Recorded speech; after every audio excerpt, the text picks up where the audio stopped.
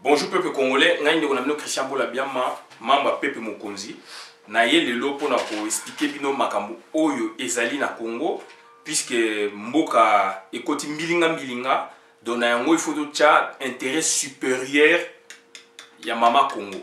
Puisque mama Congo azali maladi, batu bazali ko betaye masasi, batu bazali ko nyataye, ko finga ye, ko violer, yango ni sengeli to ya na seku ya mama Congo. Et na yango donc nazali vraiment ne sengo makasi na réunion d'implantation ya peuple mokonzi na Hollande et na yango donc récite ezali totalement donc tout monde on pe na bilili et donc il basé récite wana totalement et ça mais parce que il est fondé sur la confiance partagée entre d'un côté bandeko ya Hollande neti Crocco de Luozi donc Goliath, Black Mombel, Patibel, Placide de Jésus, na bandeko ebele bazalaki wana na cœur basalaki na confiance basalaki ba membre peuple mokonzi puisque peuple mokonzi ezali installé kuna na kati et puis tozali lelo munoko moko tozali ko parler munoko moko tozana même réflexion même pensée politique et d'autre côté ezali délégation ya peuple mokonzi yaki de partout na monde bomona ki yango et puis to sepeli vraiment et puis bandeko ya Hollande merci vraiment donc na remercier bino totalement et puis donc sincèrement aussi et na yango siko toza okende rapidement puisque sujet na biso ezali la RDC pays sans règles ndoki et politicien égal qui donc na yango avant to kota na mozindo to ko parler na bino rapidement na makambu o esengeli toyeba puisque l'avenir de l'Afrique dépend du Congo. Est-ce que yo Congolo est bien? RDC pays de cocagne, Bongo, puisque c'est un pays où tout est à la portée de tout le monde. Qu'est-ce qui est à la portée de tout le monde? Donc ce sont des minéraux, ce sont des richesses naturelles. Peut-être yo Congolo jomonate, mais bateli bana bazako mona, multinational bazako mona,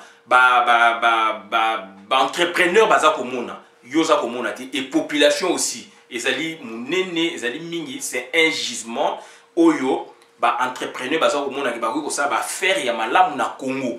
To pesa bino exemple ya téléphonie Orange azana ba propagande na ye pour na atteindre 5 millions d'abonnés na Congo na biso. Et SFR ezali boyebo ezali biloko ebele ezana kati. Donc pays na biso ezali lelo bengango pays pauvre de la planète.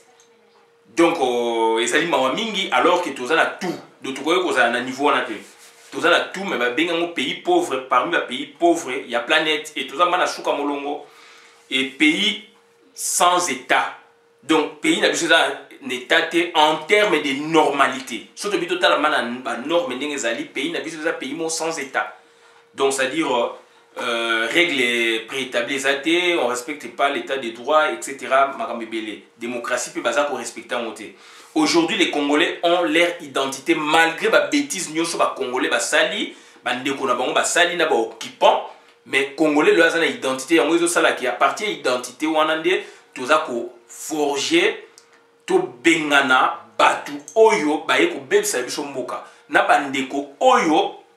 Bazali na de mèche na bango tozali ko lakisa bango ke bakoki ko tambola bongote puisque yo zali congolais oza ko kende ko aider mopaya pona mopaya abomande ko no congolais est-ce que ça normal donc voilà ba questionnement les ali malgré que le Congo le pays n'a pas d'armée justice n'a pas de police etc mais identité ba congolais ali bomoni bino moko armée na biso exemple infiltré to parler armée en termes d'armée vraiment des alliés armée républicaine police moko donc nationale toujours parler la sens de fonction publique vraiment la vraie fonction publique c'est pas cette fonction publique aux alliés kuna de toujours parler na biloko moi ndengwana. Or la RDC est la clé de l'avenir de l'Afrique tout entière puisque la RDC est au milieu. Si la RDC fonctionne normalement, toute l'Afrique va se développer. Ce qui RDC allait développer, toute l'Afrique va se développer. Et professeur Moulmalou Koji a pesa biso finance publique à l'Obaka Yango déjà, avant démocratisation, à l'Obaka Yango, que RDC Nigeria est un peu développé, n'importe quoi on a déjà. Afrique du Sud a développé, et les autres qui sont dans centre pour le Congo, ils ont développé. Ce que le Congo a développé, c'est toute l'Afrique qui le sera. Donc, Bisson de Moutou, tout ça pour freiner le développement de l'Afrique. Nayango, le comportement des policiers pour afficher, et que vous avez le risque, lobby africain, oyo, tout ça, le même combat, tout ça, la même vision, puisque tu as développé ça en Afrique. Tu as développé ça maintenant en Congo. Et tout ça pour freiner toute l'Afrique. Donc c'est trop dangereux. Donc le gouvernement n'y a pas s'hazarder, il y a des bêtises pour que un engagement démocratique, un engagement politique, il y a solo, il y a développement. Et le gouvernement est toujours évincé par nous les Congolais et avec les amis du Congo. Donc il faut que nous Moutou. Donc Moutou Mokote Abotama Azalaka chef à Batou. Donc, il faut faire très attention. Et Nayango, le Baboué, na Congo, c'est comme si c'est un pays, il y a bateau bazana haine. Bateau botami en naissant, ils sont congénitalement mauvais. Donc, botami bazana haine na kata nzoto na on a mis tema na bango. On ne comprend plus rien. Et alors que Mboka Ponez a développé et qu'il il faut mitema et fumwama. Ezali mboka ya batu mutongo ezali yo ezali nga ezali ye. Il faut to sangana to sa synergie de cœur. De mutu moko azana monopole ya ko détruire baningate ya ko haïr baningate. Donc il faut to sangana pona to sangana to kene liboso na bato pe to zana mo vision moko. Donc c'est très important. Donc ezali mawatro donc mboka na biso lelo ekoti ba haine alors que Thomas Hobbes alobango na Léviathan vers le XVIIIe siècle, dans le livre Naël Léviathan, alors bien que dans la nature humaine, il y a la ruse, il y a la haine, la domination, la fierté, tout. Donc la conquête, Moutalinga conquérir toujours Moutou. Moutou aligné ko dominer Moutou. Aligné ko asseoir domination sur son autrui, sur son ami, sur les compatriotes. Aligné ko asseoir domination na la population. Aligné toujours Azala fier, Yaza fier, bananae donc baza bien, donc kukum sa bananae, kukum sa biloko nae, yemoko, etc. Na Léviathan, biloko na ezali. Il faut éviter ba comportement na. Moutinyo soit lingi ruse, koko sa muninga, kodin sa baninga pona yo o avancer. Et ce n'est pas normal na katia Congo, na katia bitumbo tozanango. Et ba politiciens na biso bazali pareillement nengwana. Et c'est trop malheureux, c'est trop dangereux, puisque aujourd'hui, le Sotomito-Landa n'a paraphrasé Maître Nanga Étienne Leroy, anthropologue juriste, Albanini, pardon, les droits n'est pas tant ce que disent les textes, mais ce qu'en font les acteurs. Donc, droit et ali, texte zali, mais non, aujourd'hui, on voit les acteurs tels que Kanambe, Abini, Alobi, que élection aux alatés, donc, il faut qu'il y ait donc voilà, donc il faut pas qu'il y ait un dialogue. D'autre côté, tout le monde Chilombo à lobby. D'autre côté, encore tout le monde Bochab à lobby. Donc ça dit les droits n'est pas ce que disent les textes. Texte lobby, constitution, la page lobby, mais ce que font les acteurs. Et Busso aussi, nous sommes des acteurs. Donc ce que font les acteurs, les combattants aussi sont acteurs. Il y a politique, il y a mot canabiso. Les politiciens aussi sont des acteurs. Il y a un moni d'un côté, d'autre côté, et occupation par la position. Donc voilà. Et le professeur qui était dans son cours de droit constitutionnel et institutions politiques, il a dit ceci, dans la garantie des droits des citoyens, la garantie des droits et libertés des citoyens sont une énonciation des droits qui est faite sur un ton différent de celui de déclaration des droits. Car il peut y avoir déclaration sans garantie ou garantie sans déclaration. L'idéal demeure que le droit des citoyens soit garanti par la Constitution. En fait, si la déclaration des droits est la préface de la Constitution, la garantie, quant à elle, fait partie intégrante de cette dernière. Elle constitue une limite à l'activité du pouvoir constitutionnel. Kitete Kekumba Omumbo, syllabus des droits constitutionnels et institutions politiques. Premier graduat des droits, Université de Kinshasa 86-87, syllabus Nangaï. Donc, droit constitutionnel et institution politique. C'est différent des droits constitutionnels. Droit administratif, administratif, et institution administrative. C'est différent des droits administratifs puisque différence des amis n'a objet de recherche. Voilà. Donc, c'est-à-dire, puisque la RDC, pays sans règles, ndoki et politicien, est-ce que Baza Moutoumoko ou différent? Donc, nous devons faire la différence entre les deux, mais à quel niveau? Puisque ndoki, Babengie na français sorcier. Est-ce que sorcier, Azab Mandoki?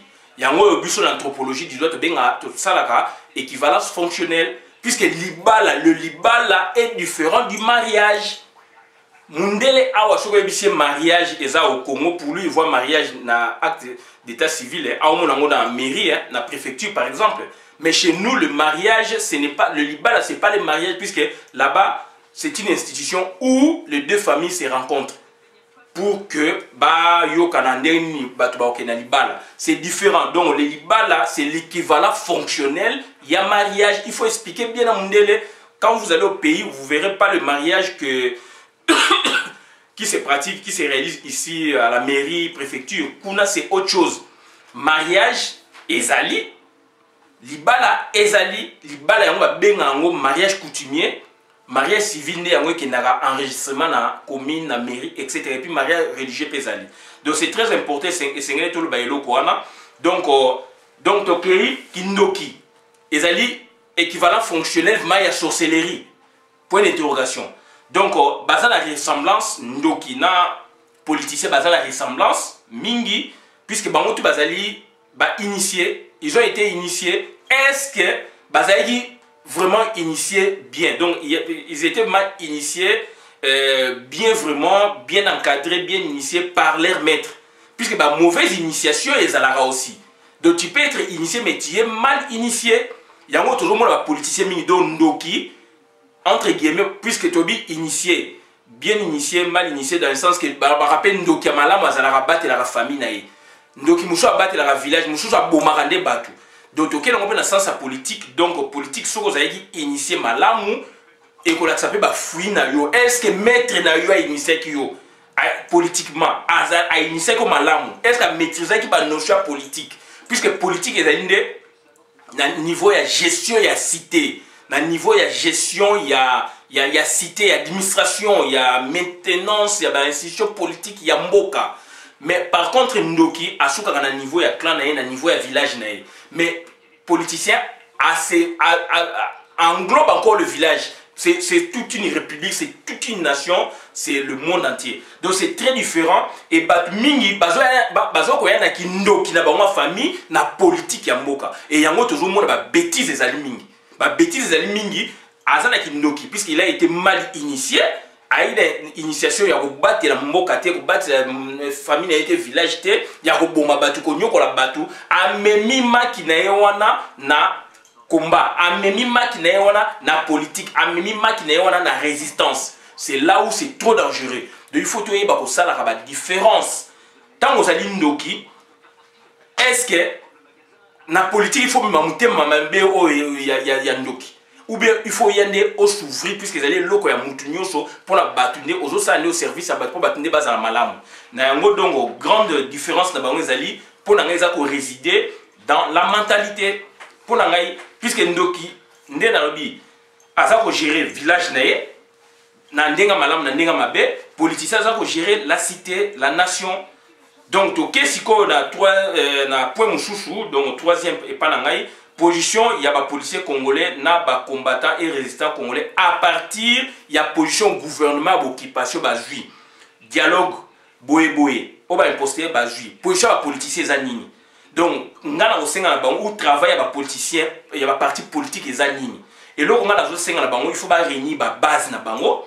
Il y a UDPS, il y a des fondamentaux, il y a des UDPS, il y a des cofondateur Ezalaka, il faut qu'on réunisse base quand il y a un problème.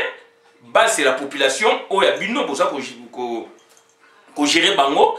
Donc il faut qu'on mobilise bango, qu'on yebisa bango, qu'on informe bango mambo, qu'on ça va débat, va forum. Au but de ça là, on a UDPS, il y a des fondamentaux, et puis UDPS, il y a des cofondateurs. Tout le monde a papa Liawa à Boston, dans Massachusetts, mais il y a puisqu'il y a problème, na niveau ya mboka, et que ben ici, réunion d'urgence, combattant pe Barozala, donc membre ya UDPS, et il y a lobby, na ninga nyo sope ba lobby, et lobby nango, sorry, il sacré UDPS et lobby le lobby nango 2 jours après, il sacré et lobby, car na permanence, car il y a papa qui basa, il y a UDPS, il y a des fondamentaux. Donc ça dit, UDPS elle qui basa. Donc ça dit, il faut que zong sabilo kwana. Et les loyo, to moni, UDPS oyo, M23, ils ont démobilisé population et bani travail wana de sap bandakala. Yango moni base, bazali orienté, bazali encadré. Donc, bazali ko désorienté batu pour na lelo ba obtenir ce qu'ils ont voulu acquérir. Donc ça dit c'est trop dangereux et c'est malheureux pour l'avenir du Congo. Et na yango toujours ba UDPS c'est un monopole, il y a politique qui a mboka lisusu te depuis toujours.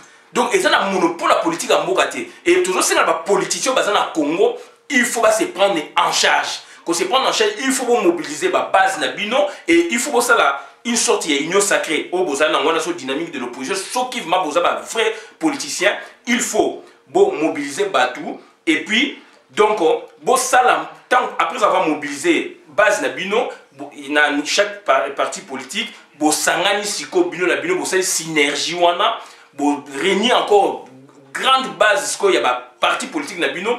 Après, ce que je vous demanderai, ici presse nationale et internationale pour tenir bango informer de la situation de Mboka et la position au bino bozui par rapport à la politique ya Bouzoba au Bakanambe dans Congo. C'est ça ce que vous devez faire. Dans la politique, mais il faut mobilisation à base il fait ça. Puisque il dépend de démobiliser base. Et dans l'autre, on se poser question. Mot d'ordre, Oyo et Tshisekedi dans le Baka, à côté de mot d'ordre, il y a un dialogue. À qui nous dialoguer dans Kanambe. Question et réponse peut vous moni à mon déchet monani. Alors que surtout qu'il y a une solution, par exemple, il y a Zimbabwe. Les autres, tout le monde a makamboté. Mboka a déjà unifié. Élection qui m'a bé, Sangana. Batouanga basangana soki koza primature soki nini akoki kozala moment wana et ba conduire mboka pona lelo le makamekeni et tu sais bien que tu sais bien déjà que Kanambe a signé un contrat jusqu'à 2025 ba association mingi awa ezali awa na France na Belgique na États-Unis ba ko démaraka na 2025 siko bazana monka ba figurant mais ba ko démarrer na 2025 c'est trop dangereux. Botanga ba statut na bango. Donc mingi bazalio bazo c'est la bapaya. Donc il faut tout ça la fait tout ça beaucoup d'attention. Et na yango toujours bien que mot d'ordre o Etienne Tshisekedi dans le Baka il y a 4 ans 5 ans il y a un déjà dialogue. Et dialogue wana toko capoter ngo toko faire capoter ngo et biso tozali battu soulèvement populaire. Et mboka les ali ya bango mon côté. Et papi tamba ko lobake to battu sur le dialogue donc toujours c'est la bino tout ça mi balle. Mais c'est malheureux. Yo ozoko kende na occupation et ozoko ba makambo ya ndenge ozota la venir ya famille na yo ya bandeko na yo ya mboka komote et c'est trop dangereux et il s'est dit intellectuel il s'est dit politicien et ba combattant résistant position la bango ezanini combattant résistant congolais il faut ba combattre les combattants doivent aujourd'hui quitter leur étoffe de combattants pour n'est-ce pas prendre n'est-ce pas l'étoffe des résistants. Donc il faut quitter maintenant combat de combattant tout comme est-ce que bah résistant tout contre la résistance et puis bah résistant. Et maintenant les résistants doivent repenser la résistance autrement pour dans le sens que d'inoculer du sang nouveau, du sang neuf. Par exemple le jeune il faut pas jouer les relais, pas jouer ma solo puisque bah ça a envie à colloquer, bah ça a idée. Donc il faut éviter escroquerie et arnaque politique. Donc pour le dialogue, le gouvernement d'union nationale, déjà tout de fuite, primature, Kanamba Lingi, Maître Mukendi, en lieu et place, il y a Chilombo, débat na bango zaliwana, et puis, et là qu'on est salami, et zanini, pour petit territoire, il y a Congo na Bapaya. Puisque le Rwanda a travaillé pour des puissants du monde. parti bango bazo linga ko joana lobby. Je rejoins maintenant ndeko yayi pied. Donc à lobby bien conflit entre Palestine na Israël et ko komaka lobby conflit entre Congo na Rwanda, mais entre Congo na Rwanda entre Congo et les puissants du monde. Puisque baza ko linga baya ko s'installer partout na partie wana. Donc c'est très important et le ko c'est boye bayango. Et bandi ko na biso bazo linga ba travailler na sens wana, c'est comme si bango baza un monopole à pouvoir et alors qu'ils ont échoué lamentablement na ba comportement na bango na politique baza ko sala. Donc ça dit politique ya Congo ezali ya batu nyonso. Et parti wana lobby soki ba céder yango na politique bango bazo sala sans que ba yeba batu na lobby ba osenga autodétermination. Donc voilà, autodétermination ko sala maka donc il est trop dangereux. Ba ko saisir ONU pour na que lobby parti na ba joyango. Donc ba politicien na biso makasi ba papa ngwa honorer ngwa na ba livre ne pe aloba yango. Donc élection de 2016 mythe ou réalité?